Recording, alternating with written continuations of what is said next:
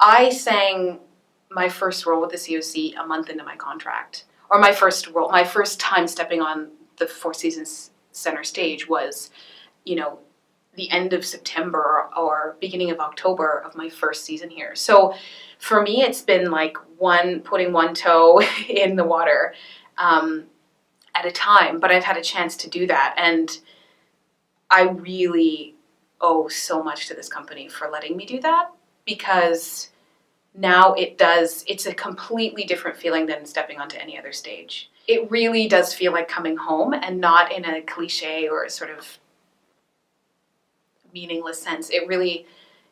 It's like slipping my hand into a glove or something, coming back to the COC, coming back to the Four Seasons.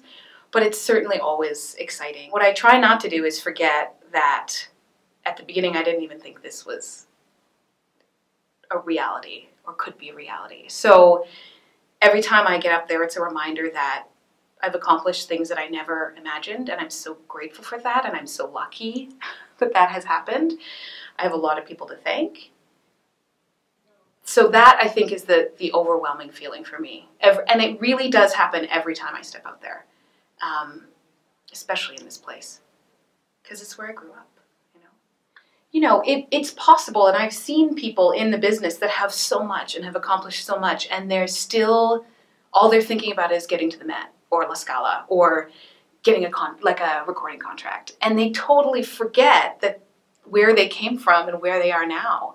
So it's nice to have a context for that and to remember that you know, you walked into this building feeling like nobody and just wanting to do as well as you could, and you leave with costumes that were built for you and a whole team behind you, you know, telling you that they believe in your talent and showing you that by putting you on the stage. You can lose yourself in all of it because you've got so much coming from so many sides, and you know you need to get better because you hear amazing, especially at a place like this, you hear world-class singers on the stage and you go, okay, well, I don't sound like that, so how do I sound like that? Or how do I get there?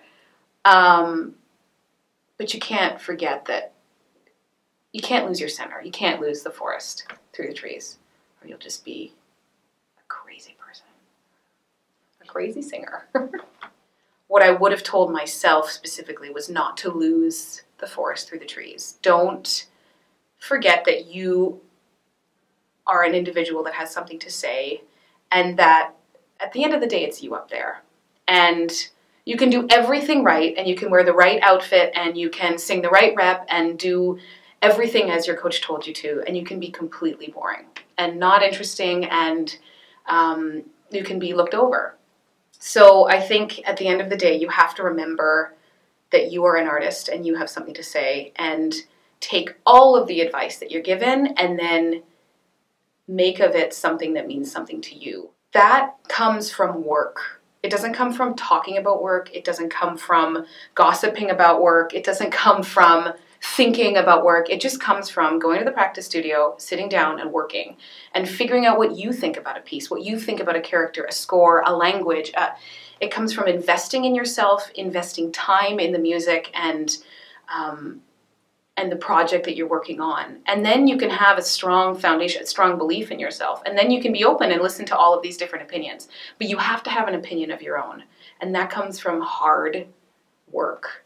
If you believe in yourself and you've done the work, then who cares whether they like it or not, because you like it and you believe in it. Just never forget about it, that it's about the work. The truth is, I started singing because I figured I wanted to be like a world aid worker or something. Like I wanted to travel to third world countries. I used to watch those World Vision commercials as a kid and just weep. Like I hated them. It was so bad. I wanted to sponsor all of the children. I didn't understand why we couldn't just like have them all move to our house. So I figured I would just get really, really good at singing and then use that as a sort of soapbox to get my message across. Unfortunately, I picked the wrong kind of music because most of the world doesn't care about classical musicians, although hopefully that'll change. And I am now much too old to be Britney Spears or Mariah Carey and, you know, like Sting or Bono and, I don't know, save the world from disasters. So maybe there'll be a turnaround and opera will become cool again and people will listen to what Anna Netrebko has to say. But that was actually why I started singing. The reason I keep singing is because I love it, and it's become a little more selfish now. It's just a complete love of my life. I've been moved so many times in the theater that I believe that it moves other people, and I believe that it is important, and I believe that it has a place, and I believe that classical music and opera and recital is particularly unique and particularly good at that, whether you know a lot about it or not. So it's become something that's now for me and for other people, but it's because I have to, because it's important. Yeah. Bye, Schmopera. Keep watching.